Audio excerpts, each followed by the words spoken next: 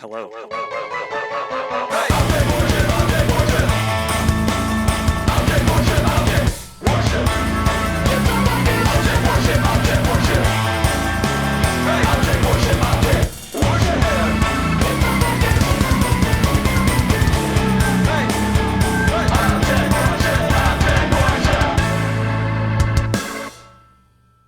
Hello. Welcome to Object Worship, the podcast where we talk about how the tangible helps us create the intangible. I'm your host, Dan Piachek. Wait, you're just listening now. What? I'm just listening now. It's been a while. Stop and listen to the song. I'm your host, Dan Piachek. Let's listen to this song. I'm joined by your co-host, your other host, your Andy Othling. Andy Othling. You're Andy. You're Andy. It's been a while. It's been, What the heck happened? What the heck? I said it's been a while, and then I have that like It's been a brain where you go, while. it's been a while, and it's like, oh, also from this era, you know? Yeah, wow, exactly. what a time for music. Listen, hot take. I will defend the first Stained album and the first Stained album only. But I think there are some bangers on there, and nothing sounds like that album. It's crazy. I will defend it's been a while, and I honestly don't know anything else. That song in middle school was, It really hit. really meant something. It hit so hard. I don't know what, but it meant something. As a white guy in high school, I was feeling something. Yeah, we're back, folks. What's up? We're here. What's going on? It's happening. What are we Andy talking and I about? have been hanging out, just catching up, and so now it's like I'm entering podcast mode, you know. So I'm a podcast host. We're sitting up look at us, straighter. two podcast hosts here to talk interesting stuff. We are here to talk interesting stuff because in the time since we've been gone, Old Blood has discontinued Dweller, R.I.P. to my favorite Old Blood pedal, and released Bathing. Hello to my favorite Old Blood pedal. Yay. It is the spiritual successor to Dweller. That's what I'm calling it. People are like, is it Dweller V2? It's like, well, we're calling it Bathing because it's not, but it is. But it's easiest to say it's the spiritual successor. So I don't think any of our listeners would be surprised to know that you get extremely angry whenever anyone brings this up, and you start kind of yelling and like flailing your limbs around, and it's pretty disturbing actually to watch. My temper flare-ups and the limbs in particular are quite a well-known. It's kind of like when a bird wants to make itself really big to scare off a predator. That's what you're doing when people talk about Dweller. He's real big bird type. Oh, he's like lanky and friendly. Oh no, sorry. He's he's super anxious and like really goes off. Easily flustered. Yeah.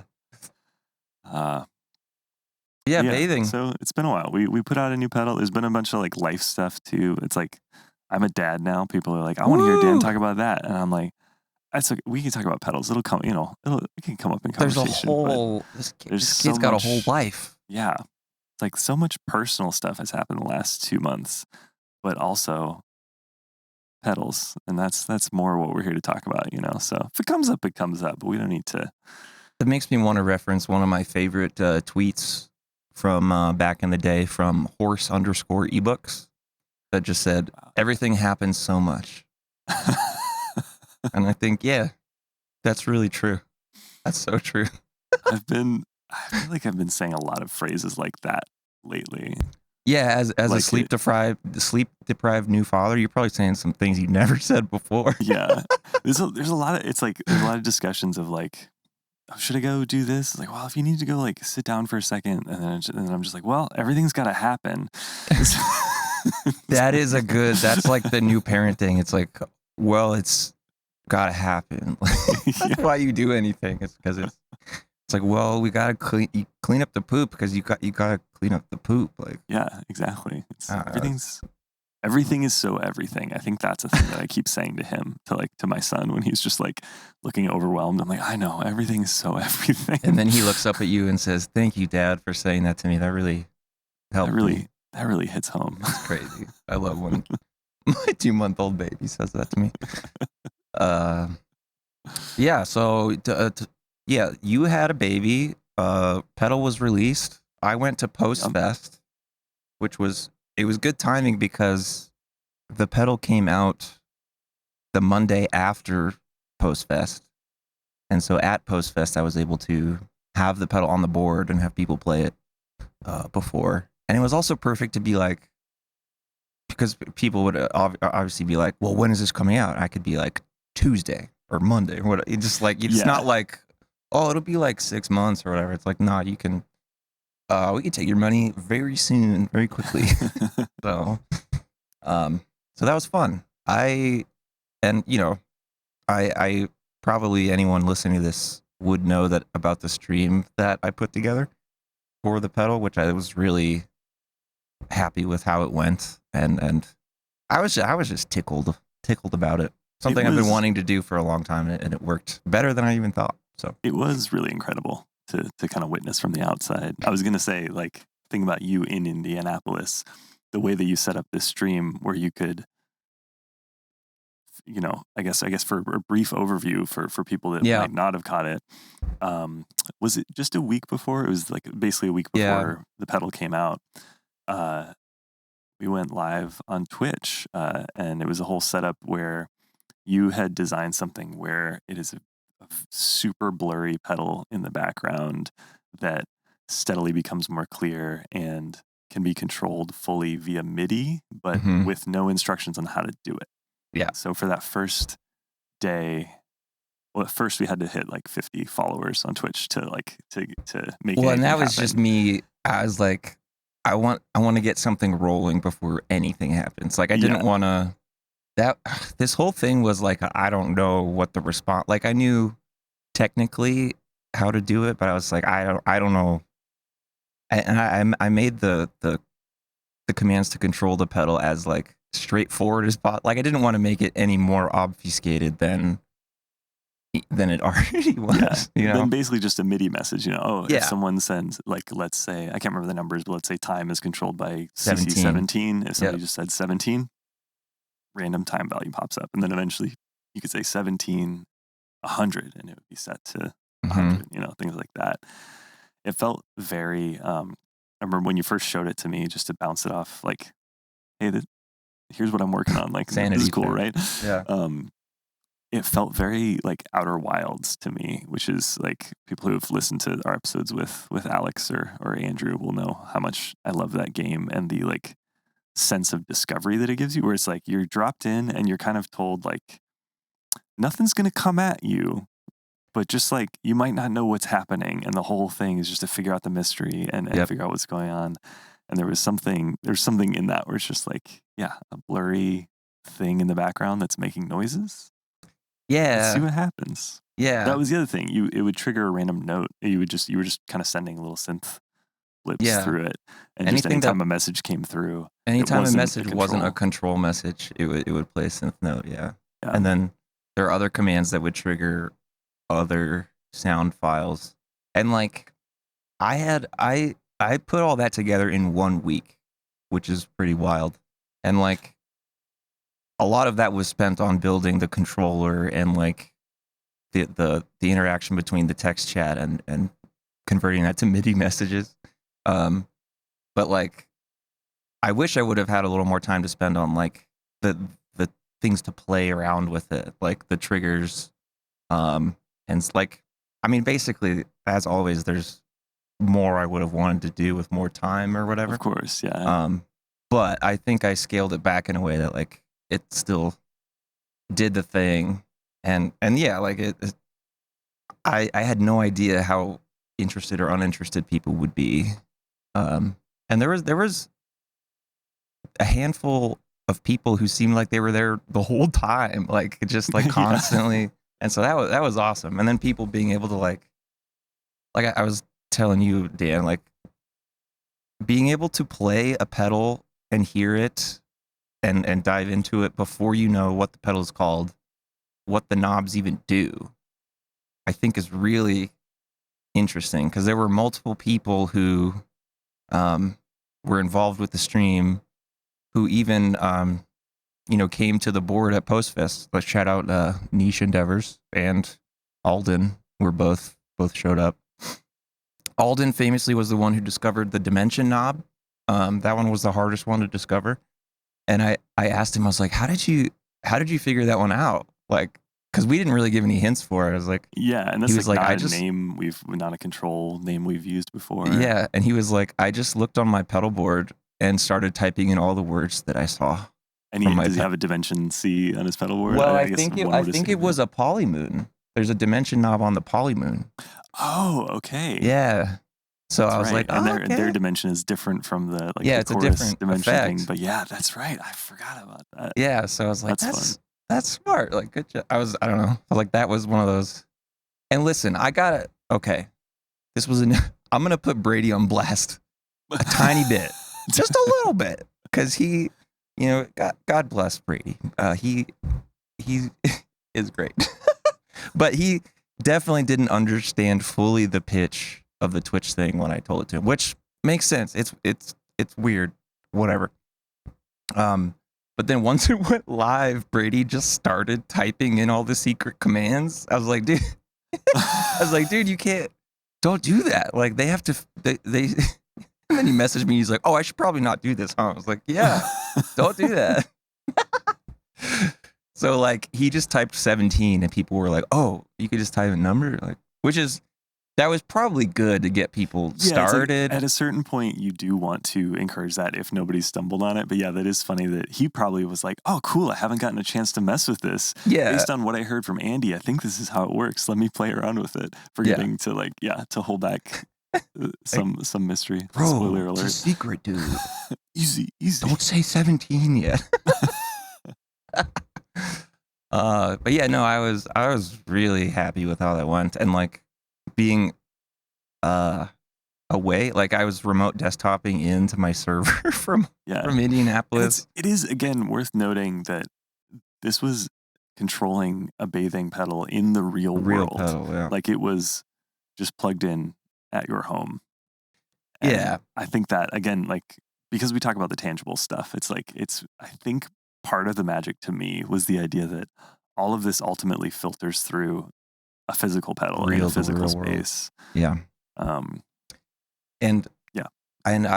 thing that I accomplished in that stream that I like always wanted to do, basically, even as a proof of concept, is have a controller like I made.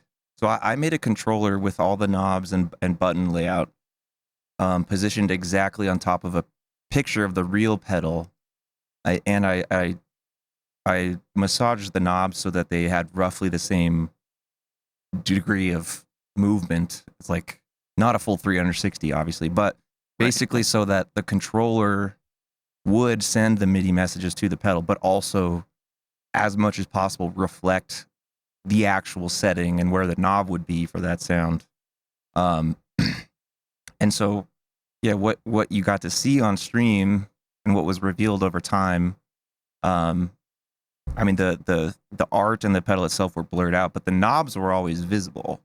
It was pretty far away at first, but you could see, like, at the very beginning, I don't think everyone noticed that the knobs would move when you would change a value, but then once it zoomed in more, you could see, oh, like, when I type 17, you actually see the knob move. And like, yeah. And then people started to figure out, like, oh, well, what is that knob? Like, what is that parameter? And then starting to try to guess the names of it to unlock the name of the parameter. Like, I just think being able to control a pedal and always still visually see what the exact settings are is just a really cool thing. And I think old blood noise devices are particularly suited to it because of generally a lack of alt functions. Like, there was one, I didn't include the subdivision control because one of the things I realized in it was, I was like, I really wanted the tap tempo light to blink. I really wanted that, but I was like, I'm not gonna like remake some code to do that. So I kind of faked it. Yeah. I put I I just put a clocker on like a blink thing and tried to match it up to the real pedal as much as possible. So I like found some logarithmic curve on the that like I would look at the real pedal and like look at my screen and be like, yeah, that's pretty close. Like it actually was pretty close. Yeah, because it is, that knob is scaled. It's not linear because I No. wanted the shorter times to be more granular than the longer times. So it's not And then it's not a 1-to-1. if I would have allowed subdivision, like that wouldn't have visually been represented. Like if I'd have had another week, I could have been like, yeah, I could subdivide the speed of the. I could have done it, but I was like, I'm just not. Yeah, And it's unnecessary for the experience of it. Yeah. But yeah. I think we talked too about how I think part of what made the stream so cool and the fact that you first did it with this pedal, because this is something that hopefully you'll keep iterating on. Maybe we can do with future releases and everything. Yeah. Because it was created this really fun community. People got to hear the pedal and interact with it before. It's the opposite direction from normal. Normally it's like, okay, cool art, cool name. What does it sound like? This was, what does it sound like, until eventually you know what its name is and what its art is. And I think that is like, with both Dweller and Bathing, they're very difficult to describe.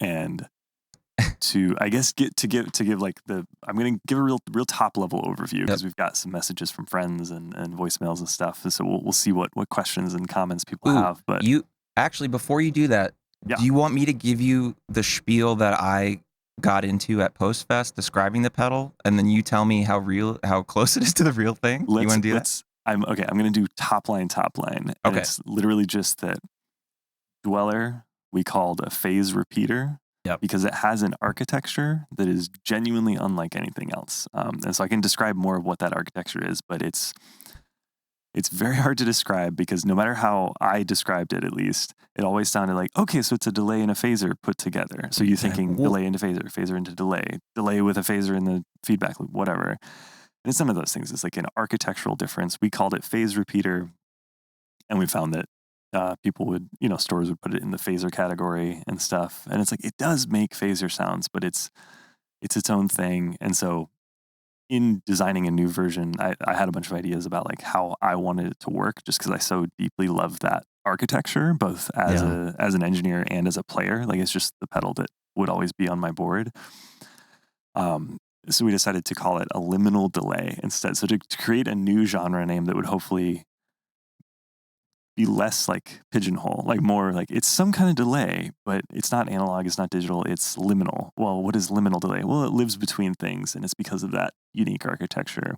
Yeah. And because it's so difficult to describe on paper, the fact that people could just play with it on Twitch, knowing like with 0 words, only numbers and sounds, I think is a key part of learning what the pedal is just listening and playing. And like as people who are trying to as people who are both trying to sell these things and really enjoy them and their use as a tool in creative endeavors, it's like you want someone to care about the sound first, and maybe only, obviously Old Blood cares about how it looks, and like that's a big part of the thing, but like as someone who makes and releases this thing, if you could get someone to just get hooked on the sound only and not have to rely on any other gimmicks, even, like, that's really good, I think. And I don't know, I feel like there's a lot to explore with Twitch and this sort of stuff. And like, I wish this was as easy to do on YouTube as it is on Twitch, but it's just not. Like, the YouTube, like, the way it runs in the back is not as easy as Twitch is to do this stuff. So once Brady was like, yeah, let's go on Twitch because I'm tired of getting DMCA'd by Disney on YouTube, I was like, okay, this is my chance to like show. It's my time. Yeah. So yeah, no, I do want to especially given how well this went, I have way too many ideas to expand for the next thing. And yeah, just really into the idea. I'm excited to see where it goes. Mm-hmm, But okay, so we're at Postfest. Yeah. Hey, Old Blood. So I think I heard of you guys. What's this one? What's this one? Okay, so this is first thought. Here's what I would literally say. So, well, I would say, are you familiar with Dweller? And they would say yes or no. If they say, I'm gonna assume they say no. I don't know what Dweller is. So then I say, okay, well, this is our new pedal coming out. We're calling it a liminal delay, which is pretty obnoxious. I know. That's exactly the line I would say. Yeah. It's like, I'm gonna say this phrase, and I know that you're not clocking it as anything really. And so I was like, those are the sounds you get. Is delay is the right word to use to describe the overall sound. But what I would say is this is a phaser at its core. This is the I would use the word architecture a lot. The architecture is a phaser. And what I would do on the pedal board is, because I'm behind it and it's facing the person playing, I would cover up the filter and time knobs with I have the time set to 0. And I cover up those knobs with my fingers. I'm like, this is a phaser. Just the controls, like this is a phaser. Like feedback, rate, depth, shape. That's all Stages. it is. Yeah. And so I would have them play that and like just normal phaser sounds and like here's an envelope phaser because I just like that. And then what I would say is, okay, so then I would show them the stages knob. Be like, okay, you got a 2 to 12 stage with everything in between, and we'd make a more intense phaser sound. And then I would say, so now imagine introducing delay in the stages. And then I would say the stages basically then turn into taps, delay taps. And if you just want a stereo delay, you leave it on 2 stages or ping pong. And I would turn time up just a little bit and hear it go. It's like normal ping pong delay, and then turn up more to hear the, and then say, okay, the shape knob turns into how the movement is happening in the stereo field and the rate at which that's happening. So yeah, and then trying to keep going back, like this is a phaser, like this is an exploded phaser is what I would say. And so that's the basics of it, and I feel like people would get it. And then another thing I would say very often is this pedal does what I want a reverb to do a lot of the time, which is not to put me in a space, but just to take my signal and just spread it out, like, and not in like a thin, wispy way, just like in a delay line way. But it's a sound that I tend to go to a reverb for, and then will get disappointed fairly often when it doesn't do the thing. And like this does that thing. Like it's the perfect stereoizer, you know, is kind of how I would say it. So that's, I don't know. Does that feel true? I think that's a good pitch. Yeah. I don't think it's inaccurate in any way. That I was like, doing like trying to put on my fact brain and also my user understanding brain. User understanding is really interesting because you basically described it as a phase repeater, which is, the kind of useful. It's like, that's how I would show people Dweller. I would turn stretch all the way down and say, check it out, it's a phaser. And then I would turn depth all the way down, turn time up and say, here, now it's a delay. Oh, okay. And then you put depth and time together, and then now it's a phase repeater. Now it's a liminal delay. Now it's the thing that lives in between. Yeah. I think in the Dweller, Dan Explains It All, I talked about how you're putting delay into your phasing stages, and that is like still like a sort of a useful way of looking at the way you said it. I was like, that sounds pretty similar. I think that it's been a while since I was trying to be watched like that video, but like when time is at 0, stages does what you think stages does to a phaser. Yeah, but then exactly. What happens when time is above 0 is it just those are delay taps, like 2 to 12 of them. Yeah. And that's the piece that's kind of, it's like, I think that's a helpful way of understanding it sonically, even if it's not actually right in the, like it's only because if you turn depth all the way down, stages actually stops doing anything if, just basically stops doing anything because again, architecturally, it's like I think the way that I stumbled on something when uh, I think we've talked about how like Rabia Masad was doing like a quad cortex like masterclass thing at Sweetwater, Mhm. and I was just like, Sweetwater's like 2 hours away. I'm gonna go like see Rabia play and like wander the Sweetwater store before. It was just like a very Heck fun yeah. random weekday evening, basically a couple years back. And Before kids, obviously, you could never do that. You can't. Those days are done. Mhm. But I think Beam Splitter had just come out, and I was mentioning to the team like, oh yeah, I'm gonna go to this like Rabia clinic, and they were like, oh, let's send you a Beam Splitter, just like in case you chat with him at all, you know. Yeah. No idea if anything came of it, but I did get to chat with him a bit and give him a Beam Splitter, and then we were talking a bit about Dweller, and I found myself saying the phrase, it exploits an algorithmic similarity between phaser and reverb. Because that's very true, and also it sounds like it starts to sound so complicated and then goes back to normal words. And I just remember this moment of like, I think that was, as far as I can recall, that was the first time I'd said it, and just watching like Rabia, who I've just seen on YouTube a ton, but then like seeing his face just be like, you know, the kind of like intrigue of like exploiting an algorithmic similarity between phaser and reverb. But I like that phrase because I think it helps show that like, again, you're not like, it's not just adding two effects in some sort of specific order. It's literally saying like a phaser and a reverb in the digital space are both can be constructed using a series of all pass filters. And all pass filters are, I realize that I've been using this terminology a lot, and I've seen some people be like, oh, so it's like Dweller, but instead of phases, it's filters. And it's because that's an understandable thing to think or ask, though. Because an all-pass filter is like not one that's talked about because it's not like a low Sounds pass like you can hear, a nothing band pass when you you can say hear. it. But You're an like, all-pass, an all-pass filter. You if talking you're doing about an EQ that's off? Like, that's what it sounds like. Because all it does is create a phase difference. Yeah. But basically, if you like, it's a question of whether you're working with like one memory element or a bunch of memory elements. And that's kind of the difference between, it's like, if you're working with one and you attach an LFO to it and you construct it in a certain way, it'll sound like a phaser. If you're working with like a lot of memory and don't attach an LFO to it and tweak some coefficients specifically, it sounds like a reverb. So what happens if you just like let yourself decide, move like between throw an those, LFO on it, choose how much time it has. Like you're basically, instead of choosing which direction it goes, you're just giving a lot of control. And so it creates these sounds that are fully in between that.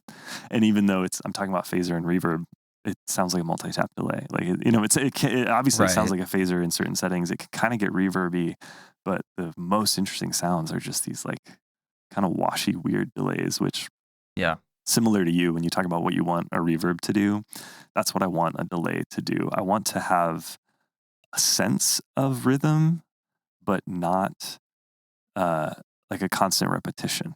I think that like when you hear just like a digital delay that's a couple subdivisions or whatever, it just repeats so regularly, it's just like it's fine. I mean, there's a lot of uses for that sound, but it's not interesting to me. So that's part of what I like about Black Fountain was its washiness, and what I like about Bathing and Dweller are their washiness, but they're completely different washes.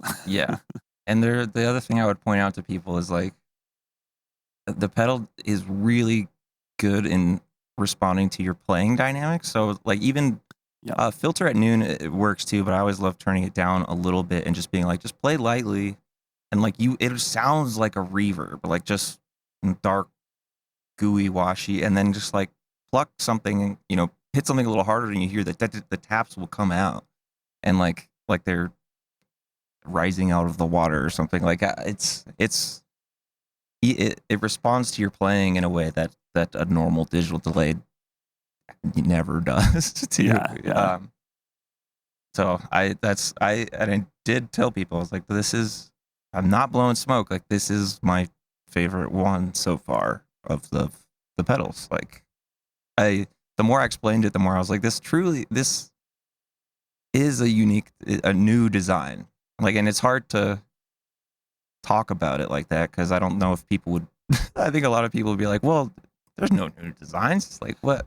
Yeah, I mean, we've been trained by like because companies have to use these marketing tricks where it's like a brand new effect or whatever, and Yeah. it's like a new, like Dark Star is unique. There's nothing that sounds like Dark Star, but it's because it's like a carefully curated combined set of effects that is like designed to create something that feels like a new voice, but like technically isn't doing anything new in terms of its like the architecture of an effect. Right.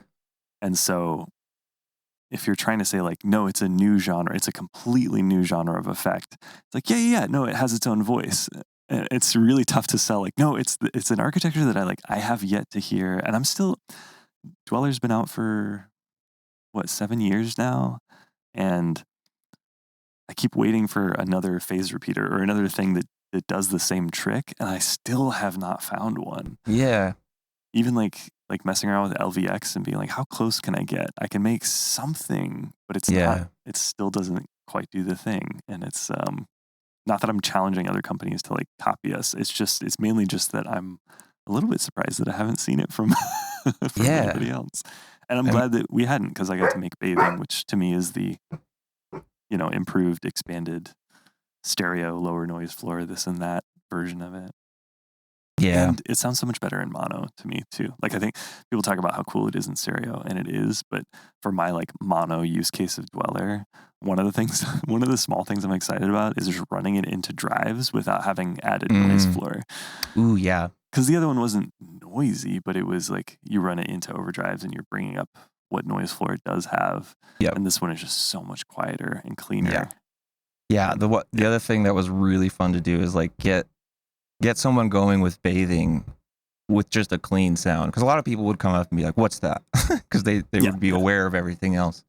And then so play that and then turn on Beam Splitter in front of it with like all the drives on, but with doing kind of like a chorusy thing, not like the flanger thing into it. Like, and people would just go, oh, because it's so, it doesn't do that like cheesy 80s, like I have a delay in the effects loop of my amp while I'm shredding a solo, that kind of delay that's so detached and like basically just doing a reverb thing, like but it just widens out your big sound in like such a cool way, and like not a cheesy way. Like, I don't know how to describe it. Like, it just feels like your sound is getting pulled apart to the edges. I think that's that's kind of all pass filters, right?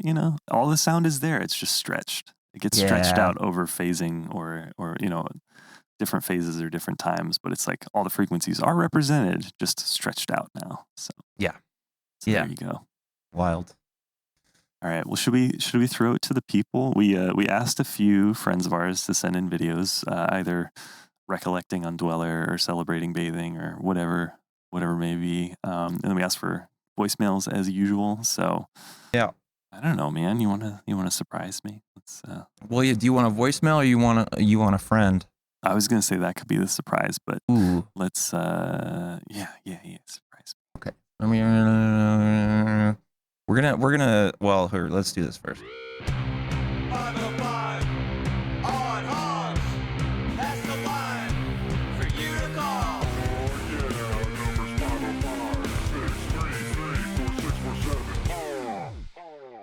It never gets old. It's been too long since I've heard that song. All right, first voicemail. Here we go. Hey y'all, it's Dave. I just want to say that since Object Worship went on hiatus, I had the chance to meet Clint, and my life is better for it. Dweller is sick, Bathing is sick. See ya. Dweller sick, babe. What you respond to that while I let my dog out. I'll be right back. All right, that sounds good. Well, yeah, cheers, Dave. Clint's the best. I love that he got to be a character in the world of Object Worship that became a real person in the real world. Because, yeah, he's a delight. We love Clint. I think we have a voicemail coming up from him as well. So, spoiler alert. But excited to hear what he's got to say. That's why I think that Andy, hey. What do you think? Classic. Every dumb joke I make now, I'm like, I've been making dad jokes for my entire life. You're ready. Now it feels like they're dad jokes, It's like, And it's totally it's now fully legal for you to do. Fully legal. So Dave, on the way back from Postfest, I was with Dave Jordan, other Dave, and our connecting flight back home went to Baltimore, and then our flight got canceled. So we had to stay in Baltimore overnight. But that meant the next day we got to hang out with BSRI Dave for a minute.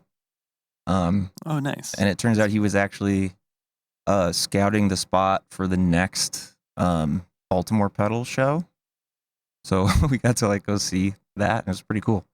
Yeah. I was just trying to think. I didn't immediately recognize his voice, and I was like, which Dave would have met Clint? But it's like, oh, that's funny that BSRI Dave and Clint had never met before. Did Clint go to the Baltimore pedal thing? I believe he did. I feel like that pedal show looked like a really fun one. It just seemed jam-packed with great people. I was like, that was one where I was like, okay, next year I got to make it back out to this, because last year was so fun, and it looks like this one was just even more people, from what I could tell. And it sounds like the spot's going to be even cooler next year. So yes, yeah.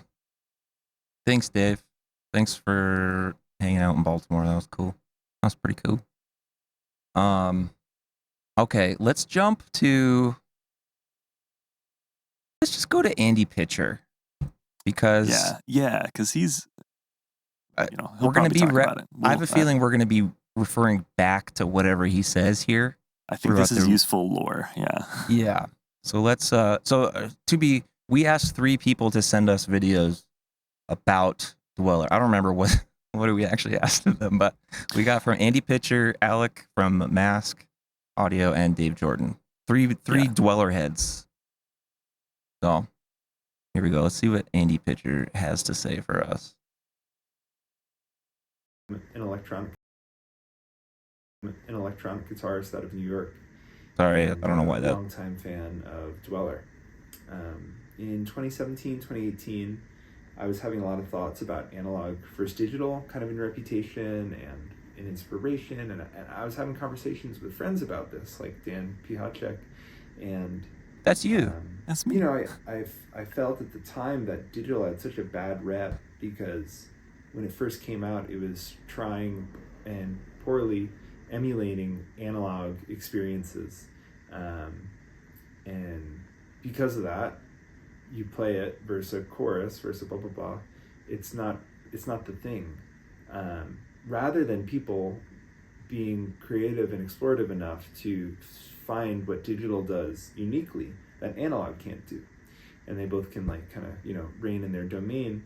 And now I think we see a lot more of that, but at the time, less so. And Dan brought to a little get together after a pedal event this prototype for a pedal, and I believe it was called Bubble Guts, maybe it's Z. I remember Brady put on it. Yeah, I do remember seeing that. I think I still see that prototype floating around in the office. It still exists. Yeah, Brady really liked the random setting with really high regeneration where it sounds all bubbly, and so he just put a label on it that said Bubble Guts. Bubble Guts. So that was the proto. Bradyism. Yep. It was like a label maker printed blank enclosure. Yep.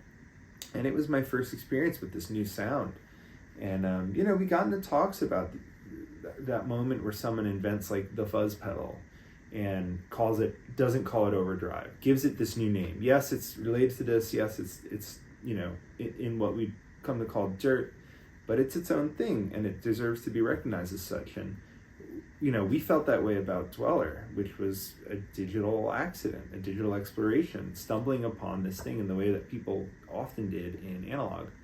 And we texted back and forth about it for a while.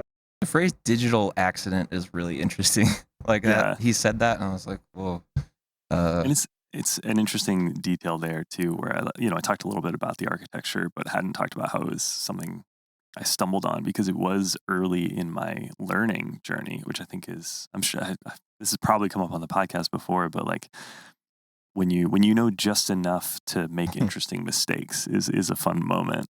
And so, I was like, I don't understand how phaser and reverb can look so similar in spin FV1 language. And so that was where the and that's what I was came trying from. to get at the board, where I was saying covered up the time and filter knobs. Is like, isn't it?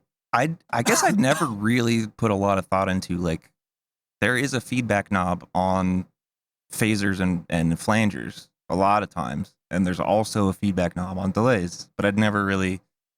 I'd be like, yeah, you can use that word to describe both things, but I never really thought about their actual relation. Yeah, because their sonics are so different from each other. Like, Right. Yeah.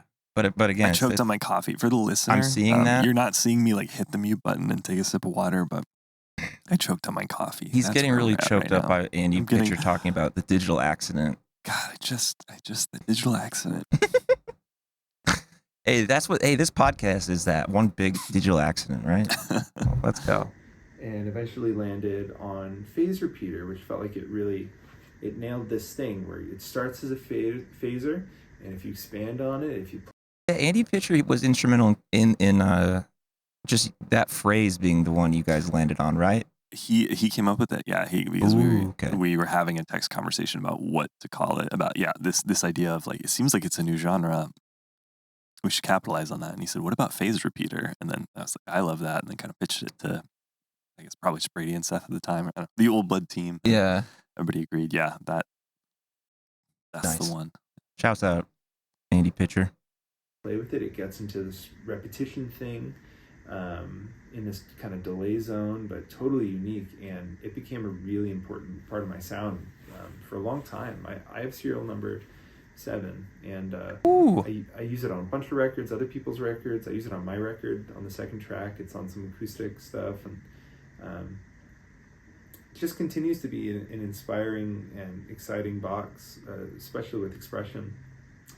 And then Old Blood started experimenting with this new stereo MIDI format, which was so exciting. And so one of my first questions for Dan was like, well, what's going to happen for Dweller? And seemingly out of nowhere, one day I got a text. And that's when Dan just went nuts. His arms were like, I want to talk about Dweller. Did his thing where he gets made Dark Star. Why do we gotta talk about Dweller? Dig. I was actually chomping at the bit. I feel like I kept every meeting. I was like, "Can we do Dweller? Can we do Dweller?" Yeah. That I had a package coming, and so arrived Bathing, which for me, thinking of these two effects of phaser and delay, and looking through that from phaser to delay in Dweller, experiencing this new thing, it almost feels like you're looking the other way through that looking glass, where you're starting at delay and exploring into phaser, and that gives us Bathing, which I believe is a liminal delay. You're correct in saying that, Still Andy. exploring new sounds and new titles, and it's found a whole new space to live in other than Dweller. I feel like you can use them both, and for their strengths. And where does one explore deeper, and where does one sit comfortably where it is already? And I'm just so excited to hear what people do with this, and especially I think the rhythmic possibilities are going to be really exciting to start here coming up in music. Yeah. And congrats, and I love you. Wow. Thanks, Andy. Love you, Andy. Thank you. Yeah, that I do get. I love that look at it, and I do. I'm remembering now that I think when I first started working on it, part of my idea was like, because part of the challenge of a phase repeater is in the marketing. People just think it's a phaser. It's really tough to get people to realize that it's this brand new thing and not just like a digital modulation effect. And so I do remember thinking like, well, maybe the expansion of it, instead of looking at it from the lens of phaser expanded, look at it from the lens of delay that collapses into phaser, depending on where its settings are. Yeah. And Because I think just like interesting delays are much more marketable. And you hate to look at it like that, because it is like, I miss the term phase repeater, because that's like the thing close to my heart that feels like we had the BL pedal. It was also a phase repeater, and it was like, this is a new genre of effect. And ultimately, with a revamp of Dweller, we're like, let's give it a new name, a new perspective, a new description of what it is so that we can help people discover it again. You know, people that love Dweller Yeah. can be told this is a new version of Dweller. People that already wrote off Dweller or have never heard of it or whatever have a better chance at being brought in by a liminal Right. delay, you know. Well, and it makes it all, none of that, like the consumer is always right in that sense. Like no one's wrong for misunderstanding what this is. Yeah, you know? because again, it's like why? Yeah, oh, I saw phase, and it's a guitar pedal, so it must be a phaser of some sort. Like that is very fair. And like as correct and good as phase repeater is, you know, I think the word phase being first is just like people are like, oh, I'm not really into that. Like, Yeah. like I get it, but And even if it was like repeated phase or any variation on it that still has phase in it, people will go, oh, okay, cool. So it's like a phase 90 with tuning knobs. right. Yeah. Yeah. So one thing I would say at the booth too, kind of related to what you're talking about, is like, it was a little illuminating too, to have people go like, oh, I didn't know that. But, you know, I talk about like, you know, a reverb is just a delay with a bunch of repeats basically. And some people would be like, oh, that's crazy, which that's fine. But so I'd explain this pedal kind of like what Andy just did, as like, if you move from a delay to a reverb, it's like just, you imagine you're going the other direction with it, like from delay towards modulation. And yeah, so that seemed to help it click for some people too, who understood how you move from a delay to a reverb kind of sound, whatever. Yeah, I like that look at it. Yeah, you can expand it and wash it out into a reverb, or collapse it and still technically wash it out, and it becomes a phaser instead. Yeah. Okay, well, I don't have the theme song for this queued up, so pretend it goes. Clint, all I really want is Clint. You know, that song is playing right now, and it just finished. That's crazy. Here we go.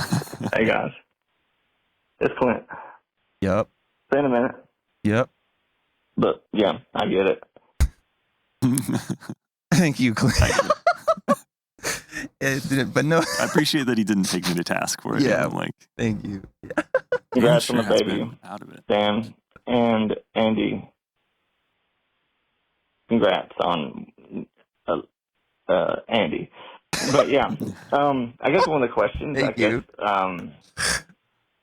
that would be irrelevant to this is, you know, Dweller bathing. With Dweller, you know, there's a pseudo random kind of, you can get that effect that's kind of like almost like a randomized drum beat kind of deal. But I mean, it's not like a drum beat, but it's definitely something that, I mean, I haven't really been able to replicate with any other pedal. But bathing, can you expand on that pseudo random kind of beat setting, or is it just like that specific setting set up like how Dweller is?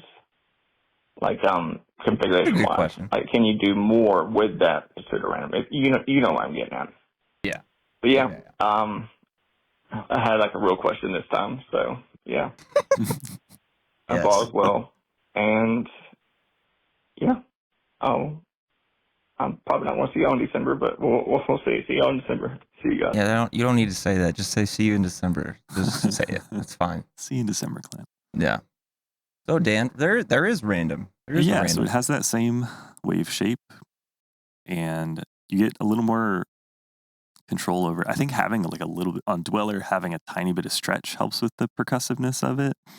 Like having regen high makes it sound like a sample hold phaser sound, Mm-hmm. but doing a little bit of stretch can make it that extra bit more percussive. And so on bathing, you have like, I think, more time range in those like shorter times. Like there's more, you can dial it in a little bit more, as well as the stages, like going from 2 to 12 in one stage increments across the knob instead of just like a 4 or 8 switch, like the voice switch on Dweller. Gives you, you can, there's more like little tweaks you can make while it's doing the random percussive thing. Yeah, and like it's again, it's cool in mono for sure, but what happens in stereo is very cool, because then the rate is how fast it's moving across the stereo fields, and the depth is like how wide it ends up going. Right? That's correct, isn't it? Yeah, so the rate is basically it's classic yes and no from old Dan. Yeah. Because it's moving an LFO that kind of basically each side is like flipped from like when one LFO is halfway there, the other one is like done, or it's looping back around to the start. So they're tracking like they're inverted from each other. It's like I was about to say that LFOs are phase flipped from each other, and I was like, well, that's going to get too confusing. Even though that is the most what, correct way to say it, don't say that. Yeah, so that's what creates the stereo field, is because like it's like technically they're both going through the same processing, but if the LFOs are at different places, you start to hear this. It starts to sound like stereo motion across the stereo field, and depth it widens the range over which that can happen. And what's fun about the random setting is like instead of moving predictably, it's just like that LFO at regular intervals moves to a different random spot, but the right side is always going to do it at a different time than the left side does. So you hear them. So each of them picks a different random spot back and forth. And so you kind of never know how wide or Now I've already forgotten because there's two potential approaches there. Is it that each side has its own totally random value, or is it that one is totally random and the other one is the like inversion of that? And I believe that it's totally random on both sides because the LFOs are like doing their own thing. Yeah, that's what it feels like. I think that's how it is on Bathing. There's another thing I'm working on that I explored both options, and so I'm like a little bit like, is that where I landed on Bathing? But I think so, because it makes the randomness a lot more fun, because it might collapse and then expand depending on where the random values land, instead of always being expanded but in slightly different ways. If that makes sense. Yeah, which is cool, because like so much of Bathing is like, oh, we it's cleaned up now, like it's so nice, but turn the filter down, get a little resonance going, and then get that rant. Like you can get it.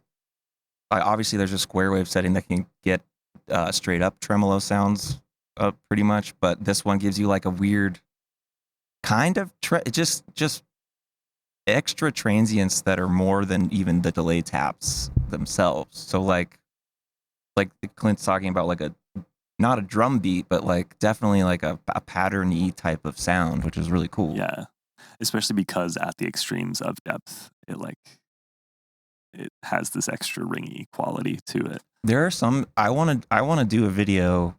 Like there are settings that I've found where, with it not time at 0 but time pretty low, and feedback pretty high, where it's just these like almost spectral notes will like hang around your notes, and like at the right pitch, even like that's not it. I want to say that's kind of like the prismatic wall effect. I know it's not, but it feels like that kind of reverby sound, but it's not a reverb. It's almost like the comb filter in Sunlight in a way, like just this real short delay that's just like creating this bright tone around. I don't know. It's something new to me, and that I stumbled into it a couple times at the board. I was just like, oh, like it's just these, like almost like it's kind of similar to how I like to use flat light, where it's just like this like kind of not squeal, but like a tone will just pop out that lines up with the note you're playing. Even like I don't know. It's so cool. There is, and these are all like, feedback network based things. And so it makes sense that there would be some similarity to it. Because like Prismatic Wall is doing it in a tuned way. Yeah. Where it's like using these tuned comb filters to kind of create that like stringy resonance to it. Flatlight is just like classic flanger, but gets mega resonant. Right. And Bathing, similar. It has, the feedback. There's like feedback networks within the kind of phasey, reverby, multi-tap stuff, but then there's also your main feedback that's just like output goes back into input. And so you can highlight some feedback that way, but as other stuff moves around, it may like wishy-wash the ringiness of it. And so it's so cool. It's fun. It's a good pedal. I have it plugged in, and I was like, should we try to find a random sound? I'm like, nope, we're not gonna go down that. Yeah, people can watch demos and one and play with it. Yeah. I think we should check out Dave Jordan's video now. Dweller head, Dave Jordan. He has a couple dwellers, I think. I think so. He at least he's got the custom pink one that he'll probably talk about here. I don't want to spoil it. All right. Let's see. Hey guys, Dave from Non-Human Audio here. I guess just in case you're listening and don't recognize my voice, or watching and don't recognize my face. Anyway, I'm here to talk to you guys about the first time I played Dweller. And yes, if you're watching, I'm one of the few people that's lucky enough to have one of the extremely rare pink He loves Dwellers. this one. Yeah. I was over at Andy's house and we were playing through the Old Blood pedals that I wasn't really familiar with. I already had a white cap, I already had a dark star, but there were a bunch in the lineup that I just hadn't crossed paths with, so we were just kind of playing through some stuff. And Andy was like, well, have you played Dweller? And I, to be honest, wasn't even really sure what Dweller did. So I just Classic said, no, thing to say about Dweller. Dweller. What that does. And he said, well, that's actually probably Dan's favorite pedal that he's designed. And I was like, well, shit, yeah, let's give it a go. And we plugged it in, and we set it up, and I was like, all right, it's a phaser. I get it. And then Andy I was turned like, the stretch knob. And then I was like, no. I was like, Dad would be so mad if you... That's when Dave first got to see me get angry. Right And as he turned the stretch knob farther and farther up, it was like the brain exploding galaxy brain meme guy, where I was like, oh wow, oh my god, like it just kept getting bigger and bigger, and I just couldn't believe it. I was like so surprised that this pedal that was so unique and so interesting wasn't one of the Old Blood pedals that like everybody was talking about all the time. So the interesting thing about this too is like when I showed him the pedal, I was also like, I don't really get it either. Like it was like this hasn't, I was like, I know this is cool, and I know there are people who it has turned into a major part of their thing. It's like it just hasn't clicked for me yet, but I know it's good.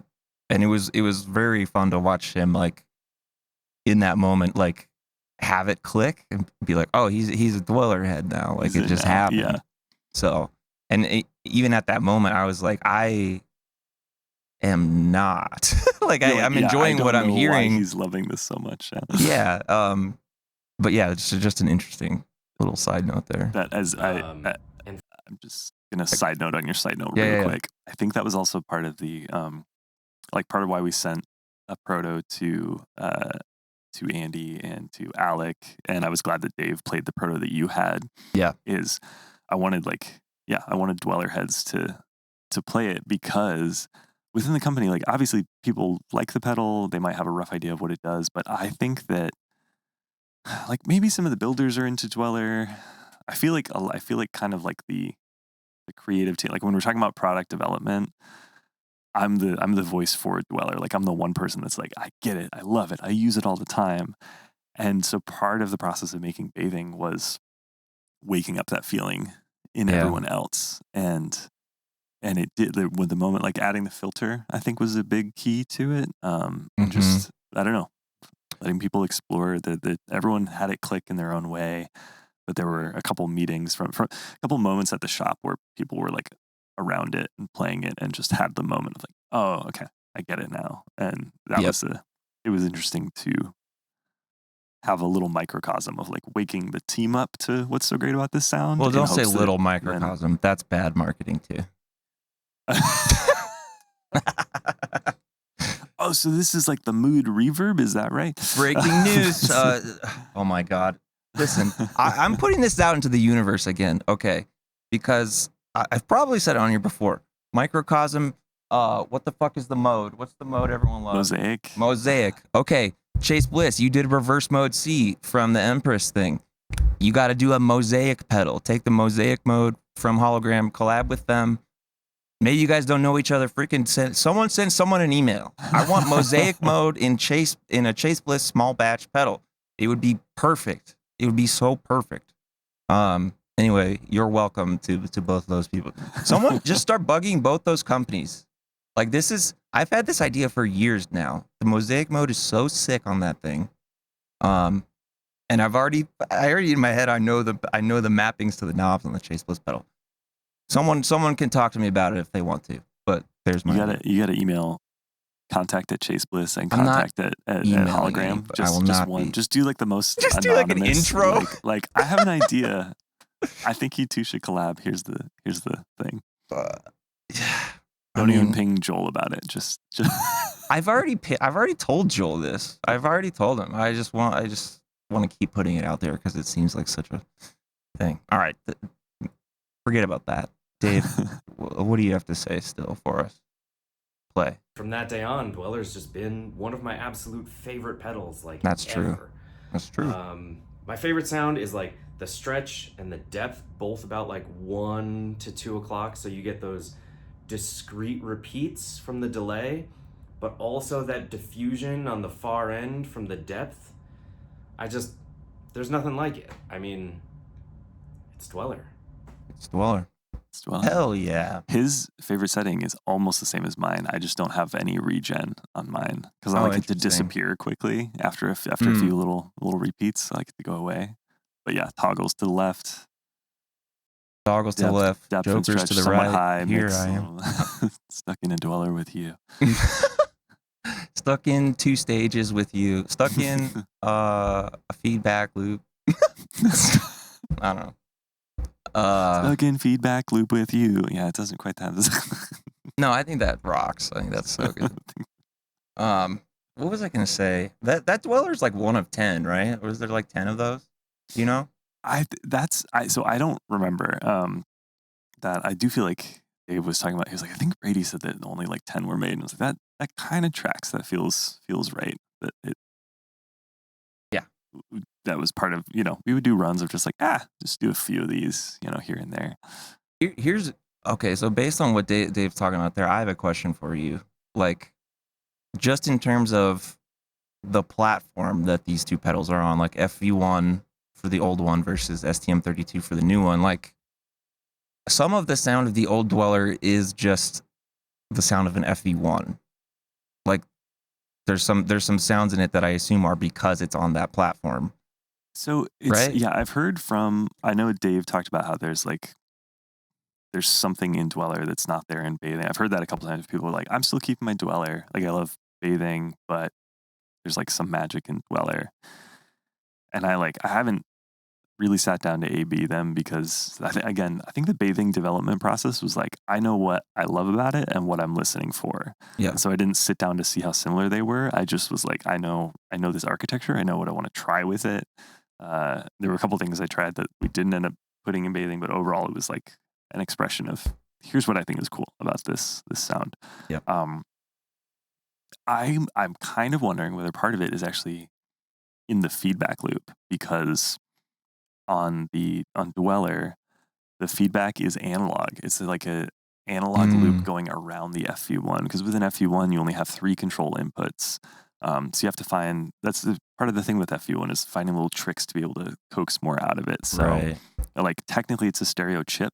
It has a left and right input and a left and right output. It's just that because you only have 1 second of delay memory and you only have 127 lines of instruction, it's really hard to do like interesting stereo effects with it, because like to do really interesting stuff with it, takes some space either in instructions or in memory. Yeah. So like Dweller would have been not possible in stereo, or maybe we could have done just a 4-stage version with up to 500 milliseconds of delay on each side, something like that. You'd have to severely limit it. Yeah. And you'd have to have a feedback knob that would have to replace, well, what are you taking out? Is it rate? Is it depth? What is it, a stretch? Then now you're just stuck with a phaser. Now it's just a phaser. Who cares? But one of the tricks you can do with an FV1 is basically do feedback through the right input and output. So like you send the output also through the right out and just mix that in with your fresh input. Or I guess, so I can't remember now whether it's processing through the right input or just getting added in an analog realm. But regardless, it's like your signal gets digitized, dwellerized, output, and then fed back in an analog way to get re-digitized and re-dwellerized alongside the fresh input. So there's naturally some noise, a little bit of latency that happens through the feedback loop. And so that's part of why I wonder if, like for people that are using more feedback than I do, that effect probably gets further enhanced because it's a little bit more degraded than it would be in bathing. And I think I wonder sometimes if your favorite sound is stretch all the way down, but with high feedback on dweller, if maybe you have to bring the time knob up to just like a millisecond, just that hair of latency to kind of like simulate a little bit of that. Maybe you filter it down a little bit to simulate some of the degradation. But yeah, I think there will be some noise inherent to the FV1 compared to like this, the audio codec we're using now with the STM32 and all that.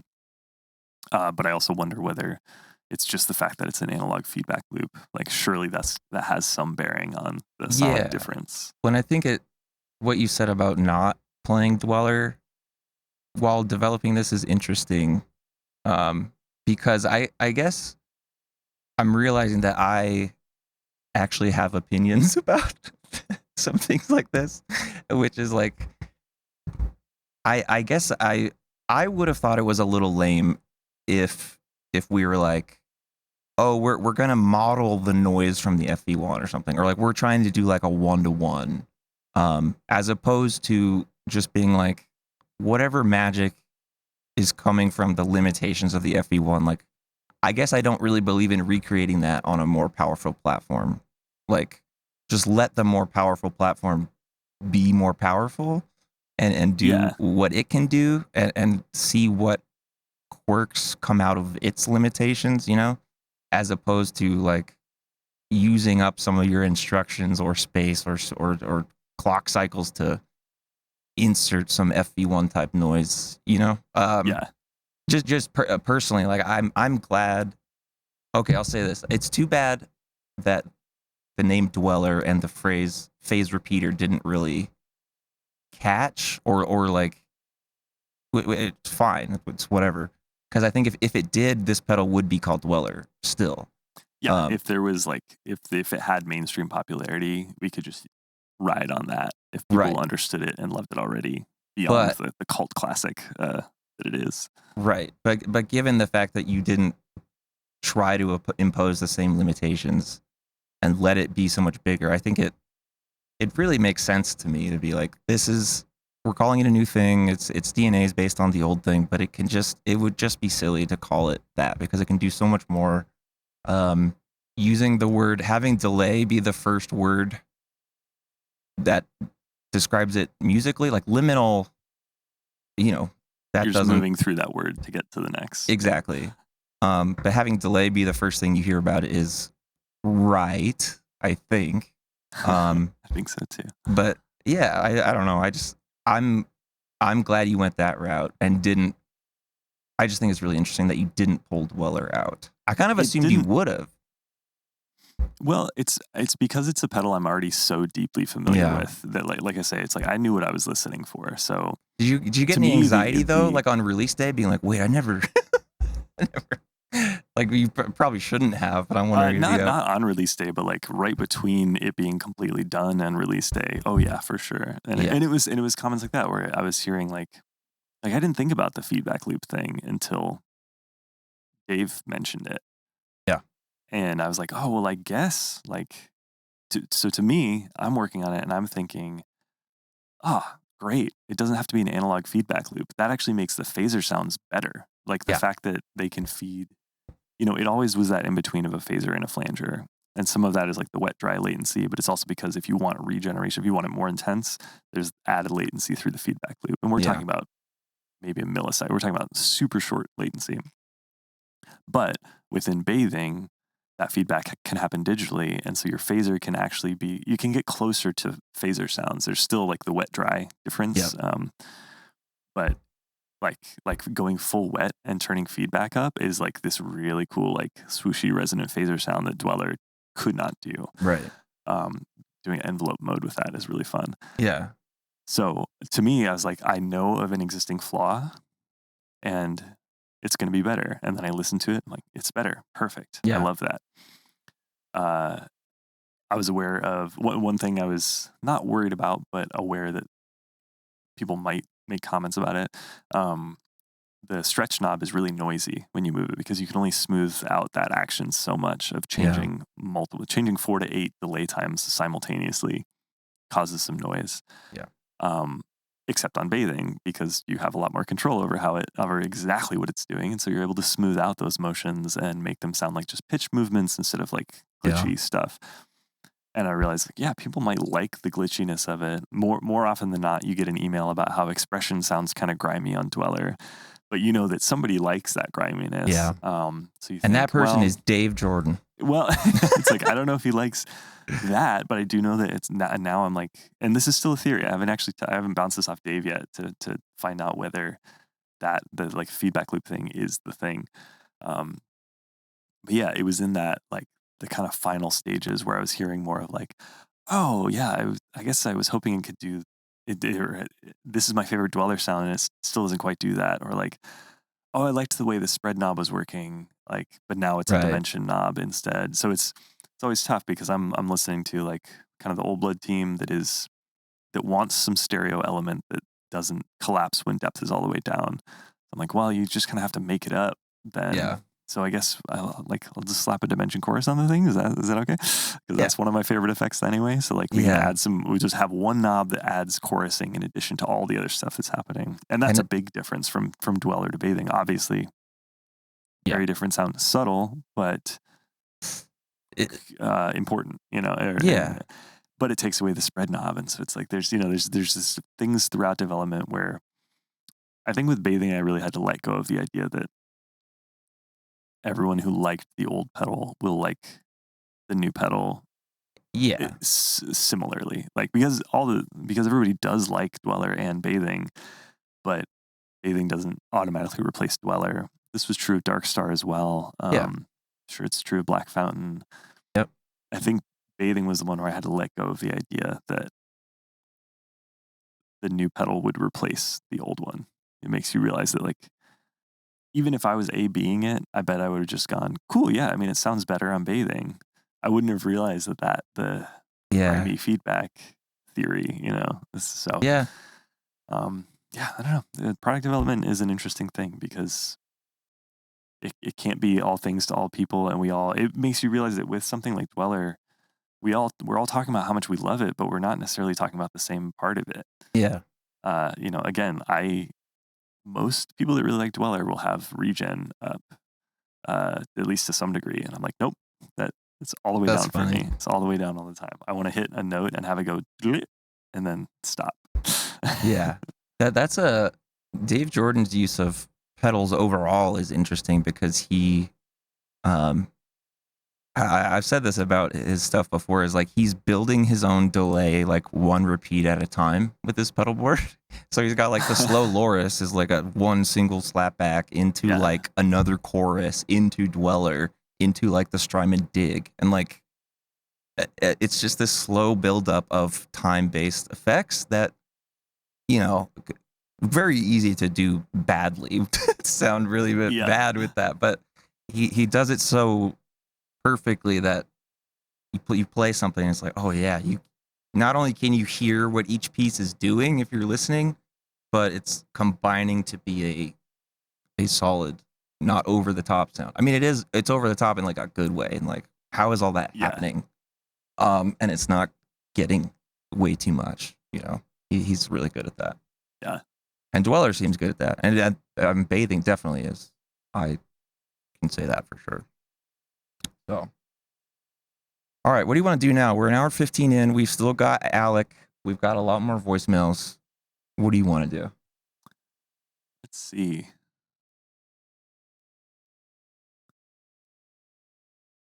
Let me straight up with you, Andy. Yep. Tell I me. think I need to take a bathroom break. Yo, me too. I Let's think I do want to that. keep going, but I think I got to take a bathroom break. So Let's do it. I'll cut it. This is our first bathroom break of the new technology era. So It's okay. I'm fine didn't know with if it was making one allowed. little cut. That's fine. All right. Cool. All right. We'll be right back. All right. All right. Bathroom completed. Bathroom completed.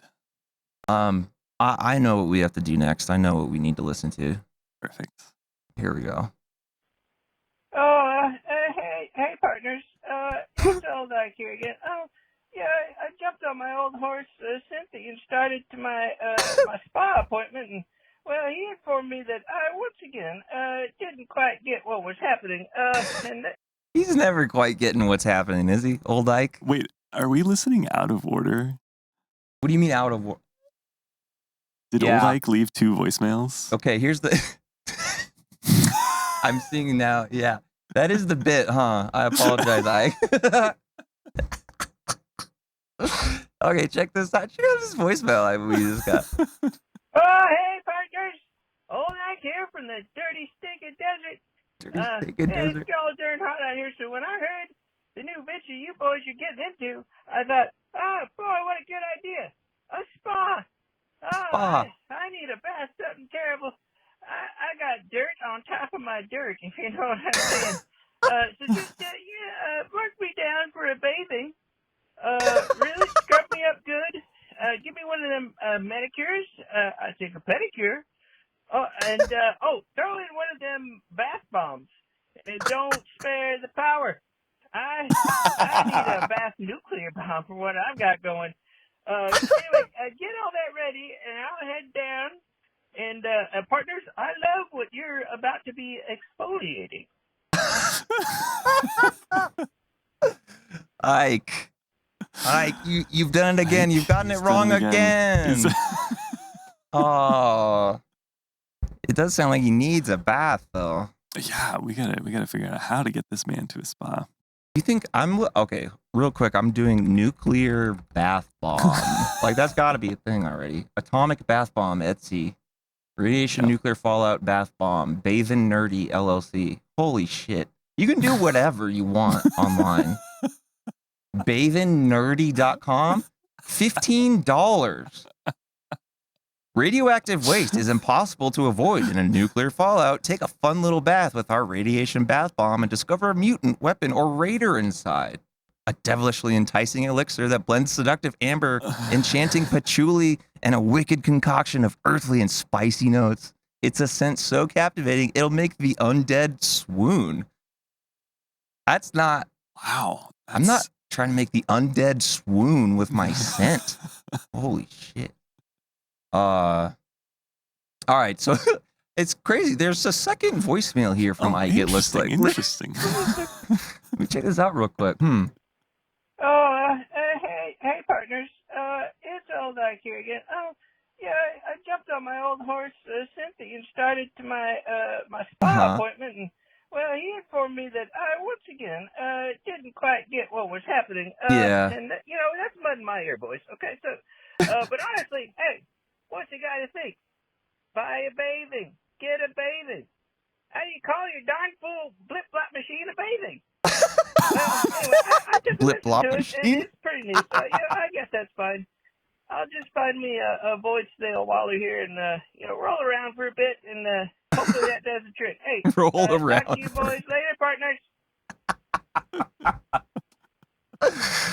Oh, I love old Ike. It's a great point, old Ike. It's a silly name for a blip-blop machine. I'm tired of all these blip-blop machines. Like, what? Let's get back to some just a big old fuzz pedal. Did you see Death by Audio is releasing a stereo fuzz next? No, but that's fun. That's like so DBA. You're like, yeah, that makes so much sense that you're doing that. Like, yeah, we're stereo too. Check it out. Yeah, hell yeah. God, I love that company. So we gotta go to Alec next. Let's throw to Alec. And we've got 2 videos from Alec. We got Alec playing a character and Alec not playing a character. Which do you have a preference here first, Dan? Let's go. I'm answering for you. We're doing the character. All right. It took too long for you to say that. It's classic full disclosure. Alex said, yeah, whichever one of these you want. And we said, let's not watch them and just. I'm not going to watch do them. both- We're just going do to both play them. during the episode. Yeah. All right. Here's Alec. This is Dan from hit YouTube series, Dan Explains It All, coming at you today to Can't explain hear Alec right our new now. pedal. I freaking messed up by not putting the right filter on here, and I'll fix it in just 3, 2, 1. Now it is fixed for you. Here we go. This is Dan from hit YouTube series, Dan Explains It All, coming at you today It is a to hit. explain our new pedal, Bathing. Just kidding! This is Alec from Mask Audio Electronics, noted Okay. fuzz enthusiast and certified Okay. number 2 Dweller fan.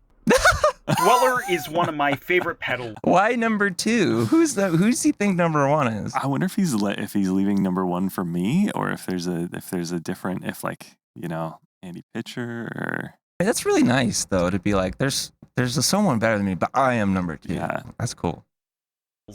Of Hey, who does number 2 work for? I guess it's Mask Electronics, huh? Remember that? all time. We actually almost did my episode of Object Worship about it, and it has been an honor, a pleasure to be part of this Ooh. reimagining of what.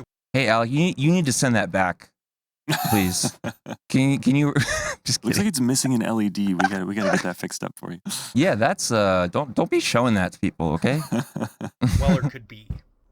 Though if I am completely honest, I probably only added like a 1% sprinkle on top, because the only person that has thought more about Dweller is Mr. Dan Piacek. Ah. And when I received Hold this thing, on, Dan.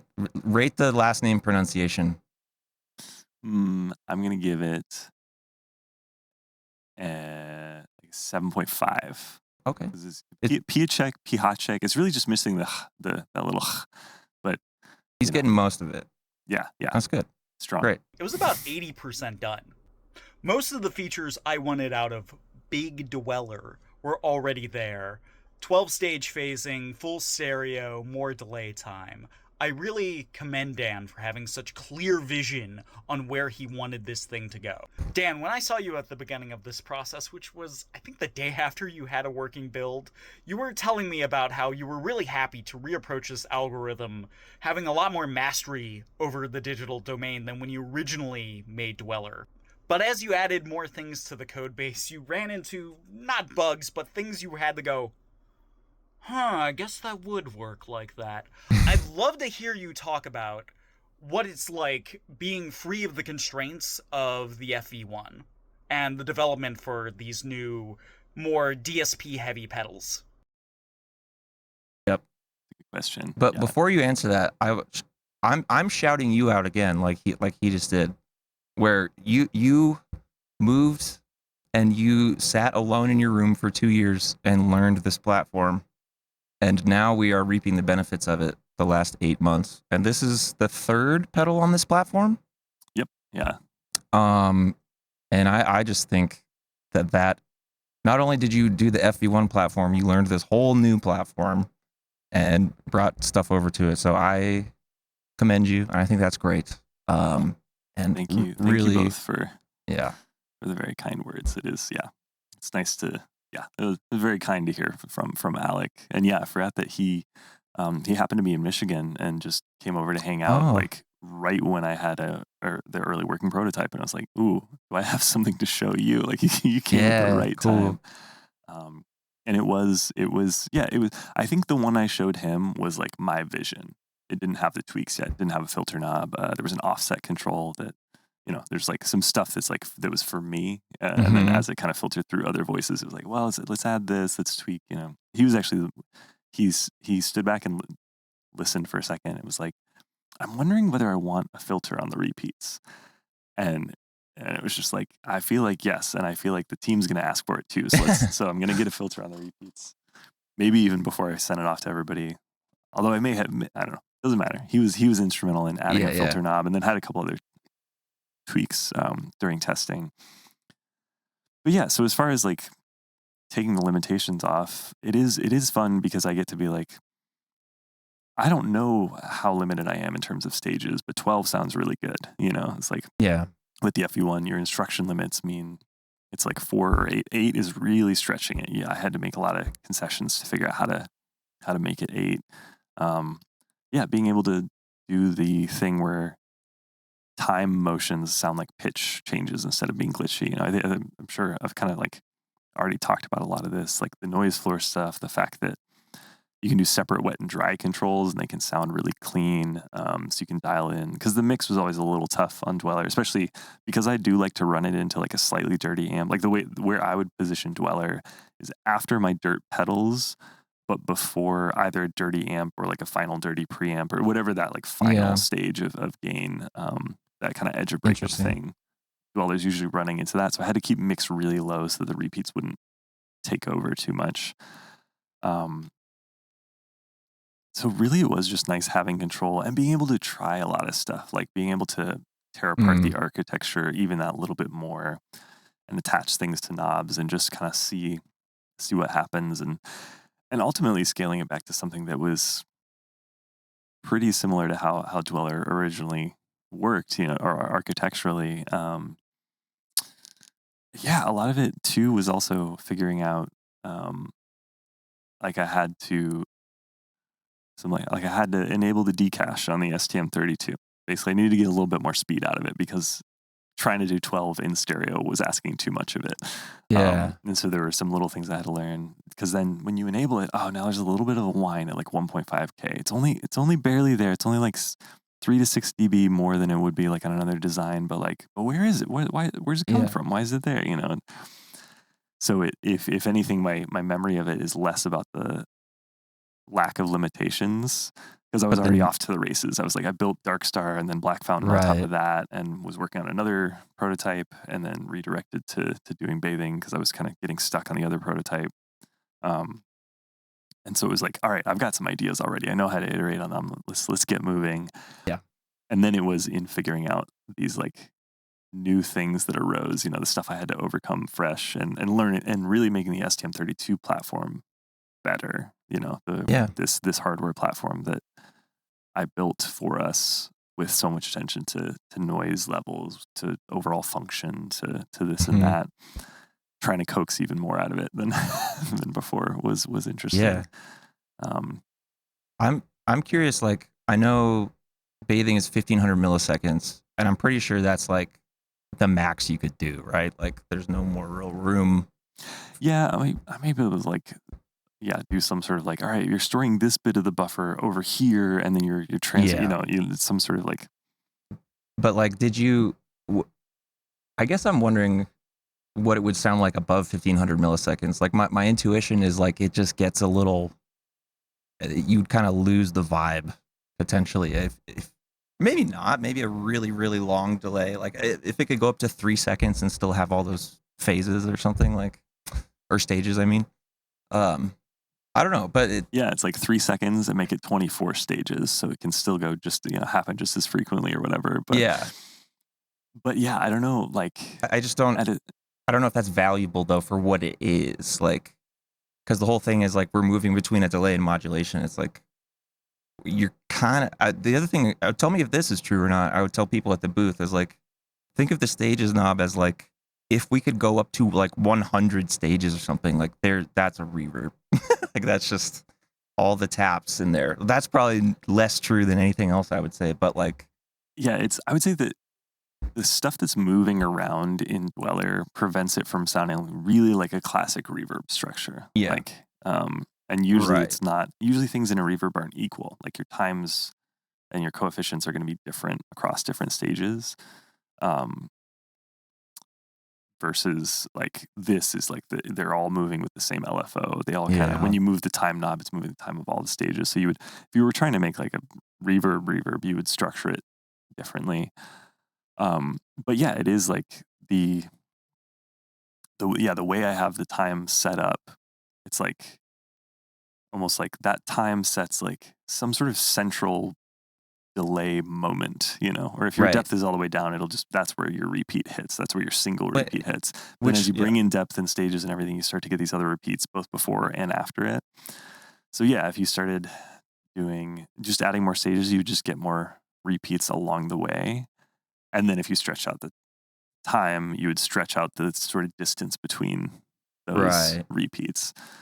I guess I feel like 1500 seconds, it feels like the right choice design wise, even if it was ultimately just a limitation. Like this is how far I can go with it. Yeah, it's basically just a starting point of like on Black Fountain, 1.5 seconds on each side was achievable without like real heavy duty like memory, like moving stuff around. Because the main thing is you have to declare an array in memory where you're going to store all your little bits of audio. Yeah. And just the structure of this particular STM32 chip, it's kind of best to do it at like 1.5 seconds. Maybe you could do like 1.62 or something like that, but so, a clean 1.5 feels good. And Black Fountain felt like, I guess you could stretch it out longer, turn into more of a looper type thing. With Bathing, it was like, let's start at 1.5, and I never wanted to. Yeah, no. I never felt like it needed more than that. So I guess that makes me think too. I haven't heard people talk as much about.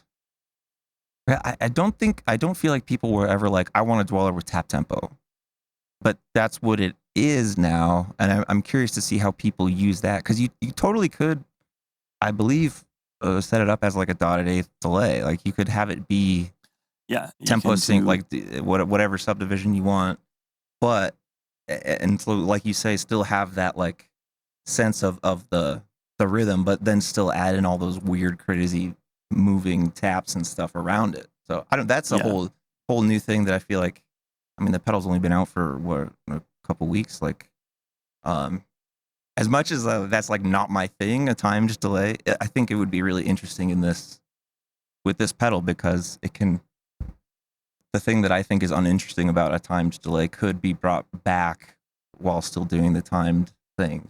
Yeah, and I think that was kind of the idea of it, where knowing that I wanted to look at it more like a delay than like a phaser, I thought, okay, and we'll do tap tempo, because for more standard delay type sounds, having it be tappable, I think that seems like it'll bring value for people.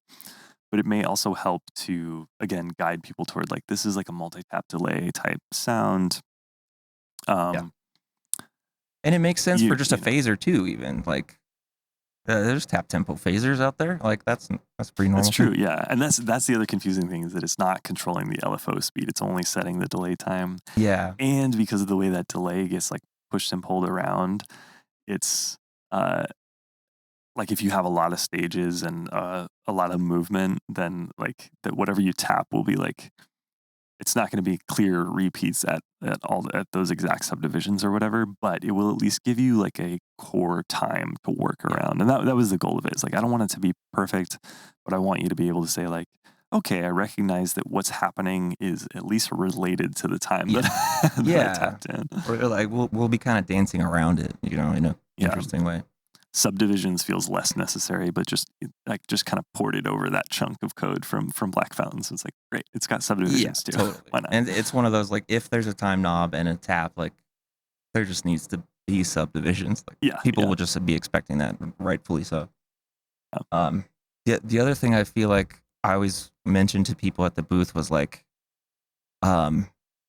this pedal got me re-interested in just boring ass volume swells, which I've kind of gotten away from that for various reasons.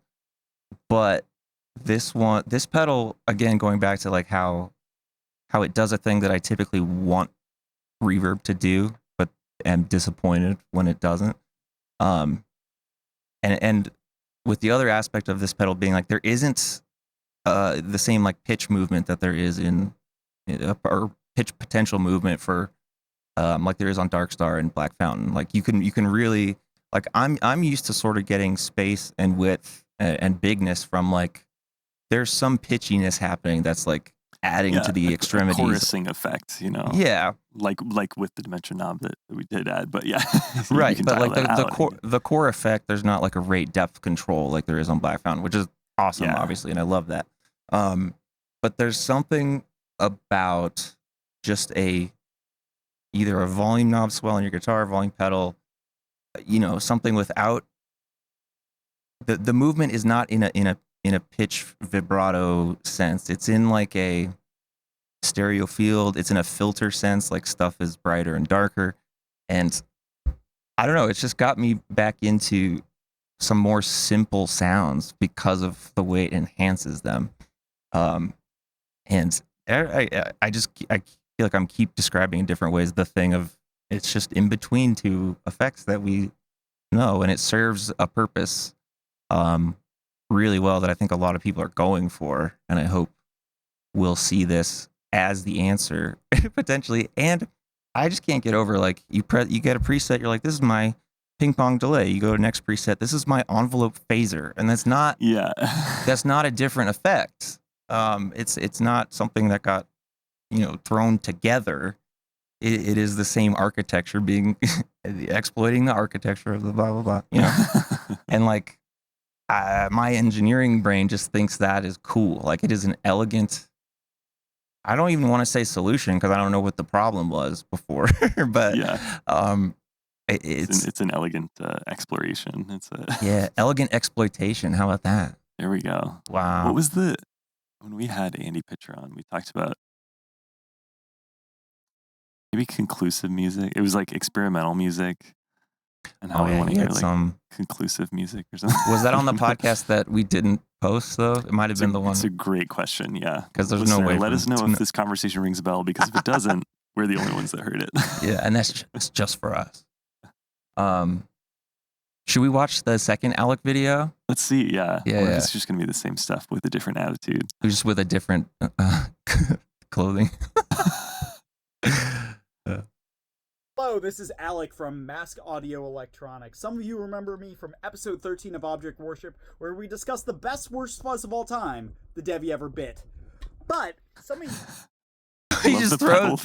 It's funny because once again, Alec is the only one who's forced us to play the object. It was like, I'm sending it to you to play. Yeah, so that pedal did exist in my home for a bit. Yeah, mine as well. Which I love that. And that pedal, I've never played anything like that pedal. Truly insane. You eagle-eared listeners will remember the pedal we almost discussed and said was the Old Blood Noise. Now look at that one. That was similar Different to Dave's. colorway, which is interesting. Yeah, it's more of a fuchsia than like a bubblegum pink. I mean, I have thoughts about old designs, but this one is a banger. This one's good. Like, it stands up to time, I would say. Aged well. Yeah. Dweller is my favorite pedal that I don't make, and solved a problem that I didn't even know I was trying to solve. How to make a reverb. We were just saying that. Yeah, it is a solution, apparently. To a problem that we didn't know. That's so cool. Out of delays. I think that about 90% of reverbs just kind of suck. They're too smooth and are trying to simulate something real. What? You're already in a space. You want more than that? Who do you think you are? Autechre? Brian Eno? Get out of here. Yes. It's been a while since Brian Eno has been brought up on this podcast. Yeah. And, the fact that he's been told to get out of here. I mean, I know not Brian Eno. It's the person that wants to be Brian Eno, but I just like I think the he's phrase, talking Brian to me, Eno, actually. Here. He's telling me to get out of here. That's true. Dweller Okay, Alec. solves that by being a space effect with texture. You have the space implied by each individual delay. Space texture. Could that have been what we called it? Bathing space texture. Not as good. Spatial texturizer. That's obnoxious. That's more obnoxious than liminal delay. Right? Yeah. Because it's like, our pedals obnoxious at their core. I mean, yes. No. But there's no blurring, and each one's moving around in the same waveform as a phaser, so it's much more percussive and much more interesting to me, at least. Throw a fuzz on after Dweller, and you might as well have thrown your tone. How many dwellers does he have? How many dwellers does this man have? What the heck? Folks, for those just listening, he's showing a different color dweller. Green. That's the standard colorway, right? Yeah, that's like the last standard colorway for dweller. Right. 60 grit sandpaper. the fuzz will just latch on to each individual delay line, each individual harmonic, and just move through it in slow motion. It's an effect that's overall hard to replicate without synthesis. I appreciate y'all letting me take my love of Dweller and apply it to bathing. I've been told I have to ask something for engagement in this video, so we're probably gonna get some love for Dweller's younger cousin, Visitor. Ooh. Also, look at that. That's a great colorway of Visitor. Too. It's got blue some one. great colors, yeah. Huh. I don't know, man. Someday.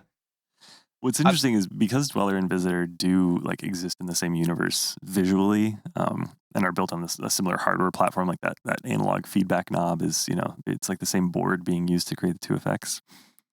A lot of people, both externally and internally, were like, so should we do in this stereo format, should we do like a mashup, like Dweller Visitor hybrid thing? And you want to talk about me like flapping my feathers around, like that was actually one of the rare things where I'd be like, guys, they're fundamentally different sounds, Mm-hmm. and I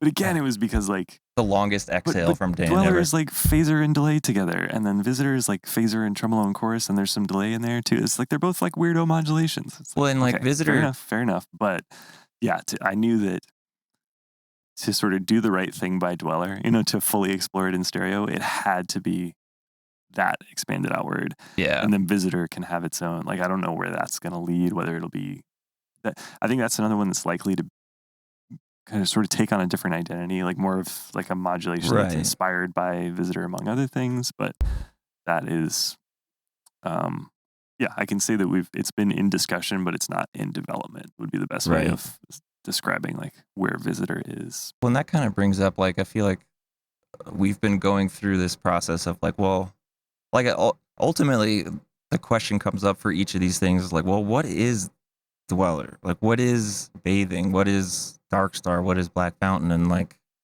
if we're calling it this, then what is it? And like, Yeah.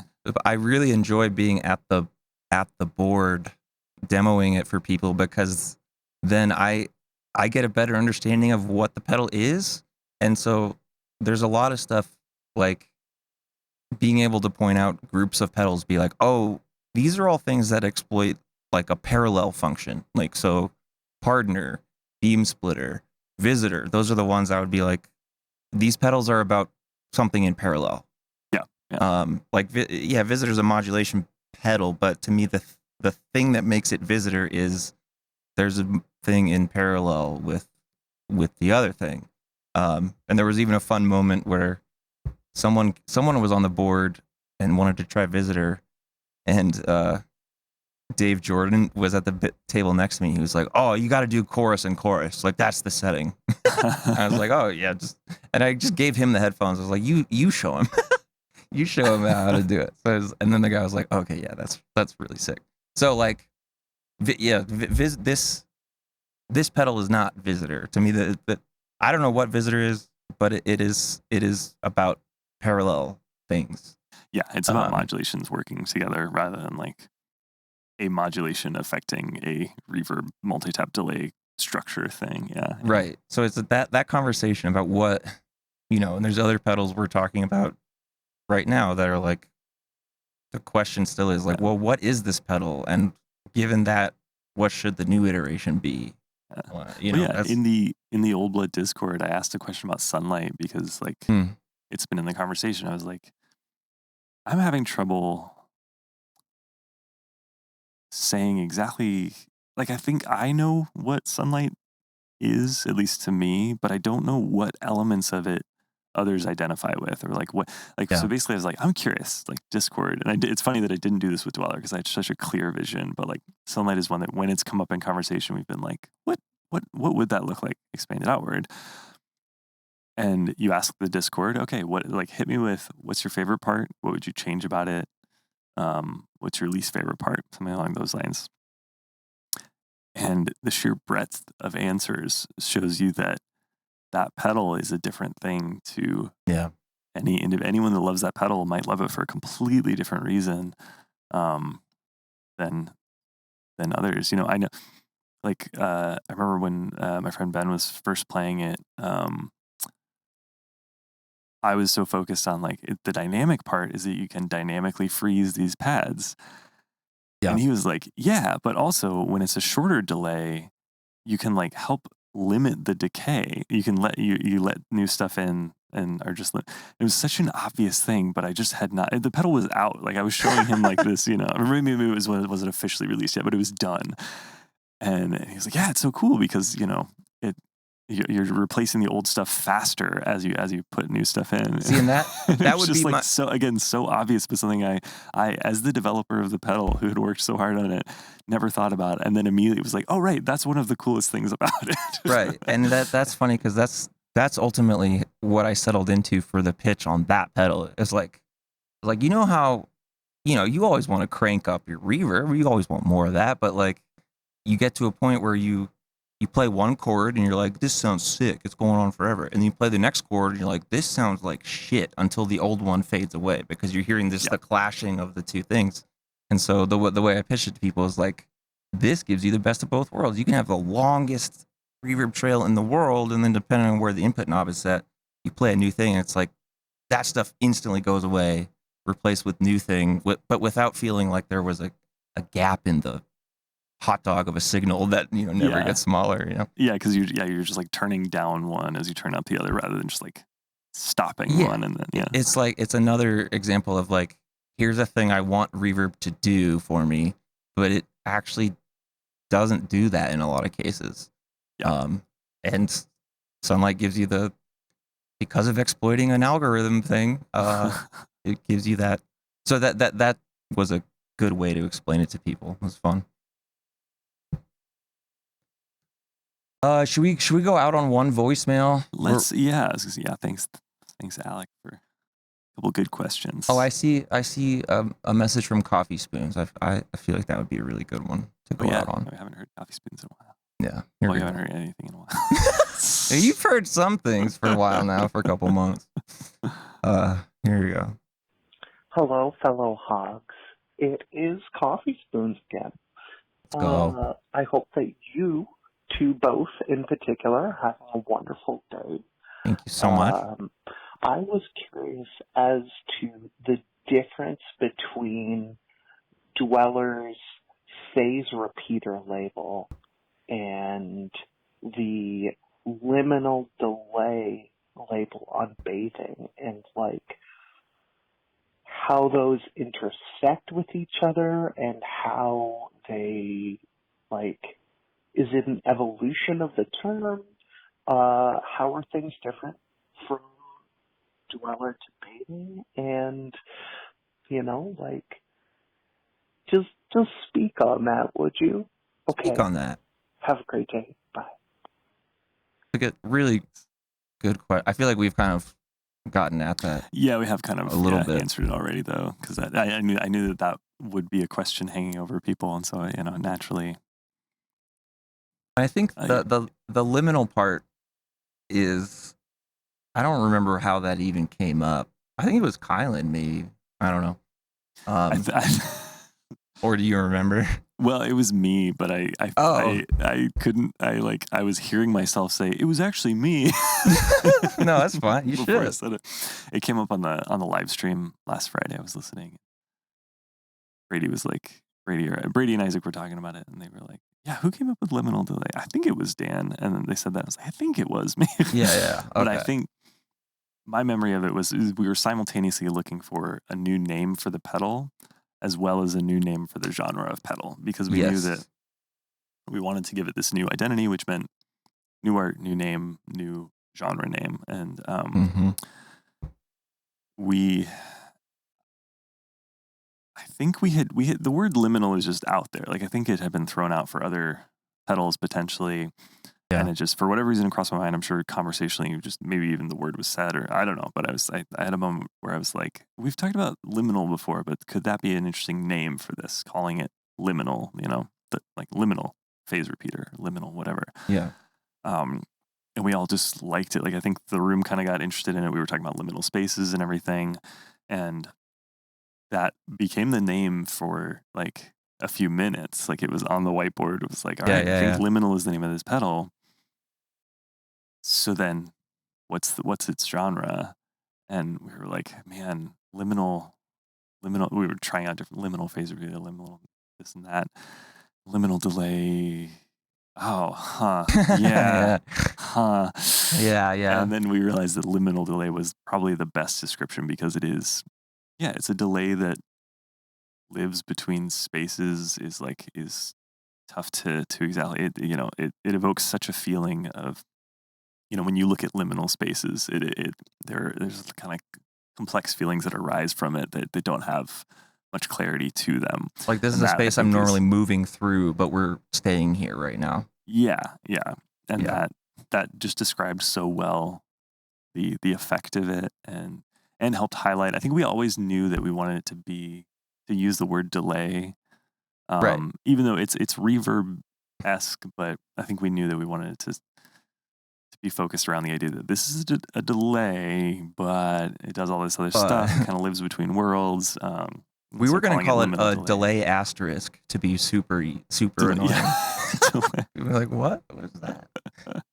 And that was really like to just kind of lock in the idea of phase repeater turned out to be not as marketable of a term as we felt this pedal deserved. We felt it described it well, but it didn't help bring as many people into its world. So thinking of it as a delay, that really is the difference. It's the same. It is the same architecture. It's the same exploitation of algorithmic similarity presented differently to help guide the user toward a different experience. And I guess ultimately that's what happened. That's probably also part of why people are like, I like Dweller for this and Bathing for that. It's because they're guiding you in different directions, even though there is a lot of similarity in how they achieve that sound and the sounds available in them. Yep. And now I can't remember how Bathing came up. I can't remember. I think it was on the whiteboard already.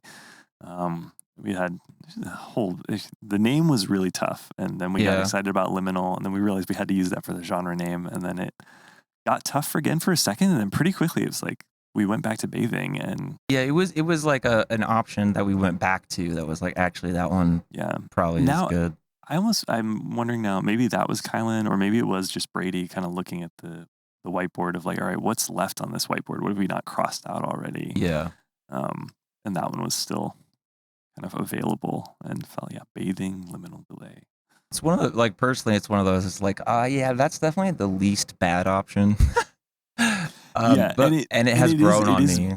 It is very different from like, I don't think we have a verb pedal. Yeah. It's all nouns.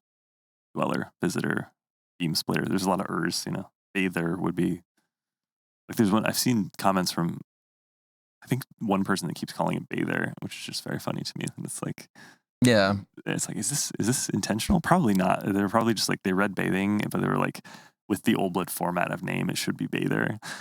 Right. Visitor, dweller, bather. Did that even come up? I feel like I think we wanted to move away from stuff, Yeah. I think that was something we were interested in. And I think that's part of the intrigue here too, is the name feels different. So that helps it feel like a movement forward. It's also the first like new pedal, even though it is, it is also Dweller V2. It is the liminal space between Bathing and Dweller V2. But it is the first new identity in this format. We had Darkstar, a revamp. We had Black Fountain, a revamp, and now we have Bathing.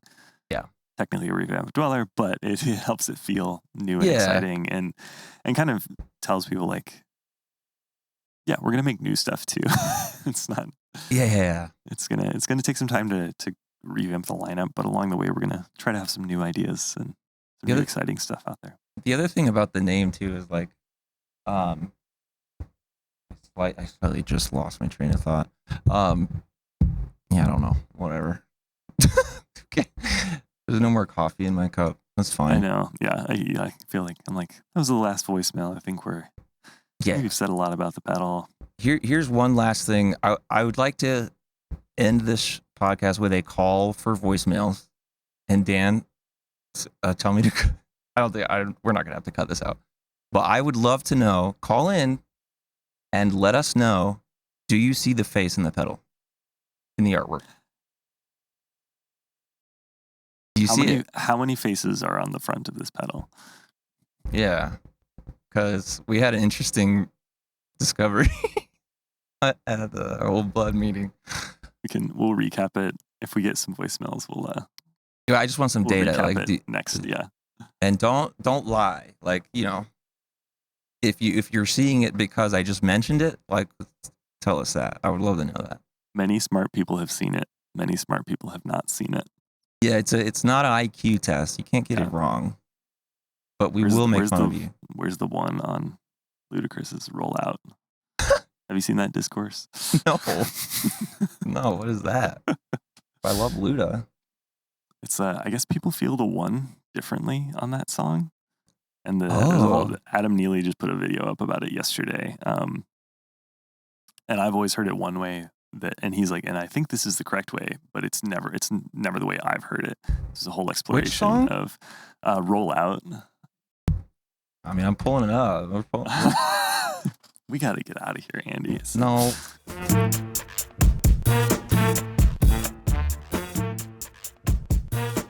$15 years ago. I mean, it definitely, just even from that, it's like, it sounds like two samples that are different meters being played on top of each other. So like the one is probably moving around from different spots. It's a strong, I've always heard it as just like out is the one. It's like roll 1, 2, 3, 4, 1, 2, 3, roll. Oh, but then, but a lot of people hear the one as the beat after that. Right, apparently. where the kick hits. Because he's roll out, boom. Yep, exactly. Interesting. Yeah, it's okay. Watch the Adam Neely video. It's good stuff. Interesting. It's okay. Because now I can like understand the hearing of it both ways, but I had only ever heard it one way. It turns out to be like the way that, like, there's a clip of his band, like there's like a live performance of it, and you see the band like count out. You're like, okay, yeah, obviously they're feeling the one, like where in the spot that I always thought it was. Interesting. So it's like, we're gonna call that the right one, the correct one, and there's a lot of reasons, a lot of other reasons pointing toward that. But I was just like, I have never asked the question of where the one is in this song, but apparently there was a whole. I feel like I saw a blip of the discourse, like Questlove and Anderson .Paak, like weighing in with different opinions on it, type thing. And it's like, oh, so this is a whole thing. This sounds but like I didn't dive deep on it. But then I watched that video yesterday. I was like, okay, this is fascinating. Cool. That sounds like one of those things where people are really digging into something where the producer was probably just like, yeah, they sounded cool together. I don't know. Exactly. Yeah. I don't know. We didn't really think about the one. It just I don't know where good. the one is. He just rapped over it. Like, yeah. The liminal one. Please call 505. What's the number? 633-4647. Hogs. Do you see the face in the bathing pedal artwork or no? And be honest. Don't lie. I didn't. I'm just gonna say it. Dan didn't. Heard the one in the right place, but I didn't see the face on bathing. Yeah. Although my excuse is that final art came when I had like a 1-week-old child. So yeah, you have an out for anything right now. Absolutely, and you should take advantage. All right, we need to get the heck out of here. We gotta get the heck out of here. Thanks for listening, everybody. Thanks for joining us. Object Worship is a production of Old Blood Noise Endeavors. This isn't plugs. All opinions. Oh yeah, plug. Buy bathing. Go buy bathing. Go buy bathing. Oldbloodnoise.com. Our opinions aren't the company's opinions. We're just people. We're just people doing a thing. And we thank you for listening. Go, like, comment, subscribe, leave a review. Tell your friends. Take a bath if you need one. Take a bath if you need one. Take a bath if you want one. Indulge. Be good to yourself. Be good to others. Yeah, if you don't need it but you want it, that's fine. That's great. Fine. We'll catch you later. Thanks for listening. Bye.